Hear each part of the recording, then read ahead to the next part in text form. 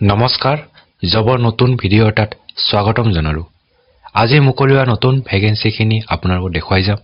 ভিডিঅ'টো শেষলৈ চাব।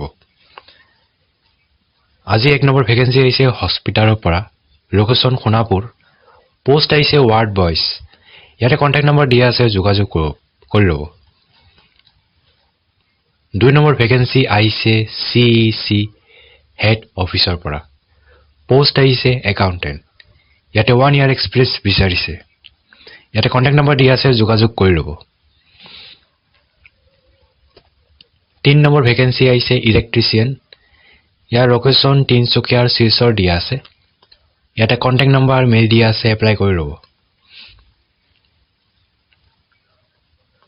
4 নম্বৰ ভেকেন্সি আহিছে SSB স্কডা ডিলাৰশ্বিপৰ পৰা, পোষ্ট আহিছে sales manager, team leader, consultant.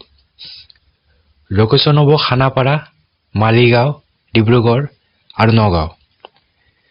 ইয়াতে ফ্ৰেচাৰ্ছ আৰু এক্সপিৰিয়েন্স সকলোৱে এপ্লাই কৰিব পাৰে। ইয়াতে মিনিমাম 2 years এক্সপিৰিয়েন্স বিচাৰিছে আৰু কেইটামান ভেকেন্সি দিয়া আছে। ইয়াতে showroom hostess, CRE, CRM, tele কৰাৰ। এপ্লাই কৰাৰ কাৰণে ইয়াতে মেইল দিয়া আছে, এপ্লাই কৰি ল'ব। 5 নম্বৰ ভেকেন্সি আহিছে CA ফাৰ্মৰ পৰা, লোকেশ্যন হ'ব নলবাৰী, পোষ্ট আহিছে অডিট ষ্টাফ। ইয়াতে BCom কৰা হ'ব লাগে। ইয়াতে নাম্বাৰ আৰু মেইল দিয়া আছে, এপ্লাই কৰি ল'ব। তো এইটোৱে আছে শেষৰটো ভেকেন্সি। লগ পাম নতুন এটা ভিডিঅ'ত। আজিলৈ ধন্যবাদ। নমস্কাৰ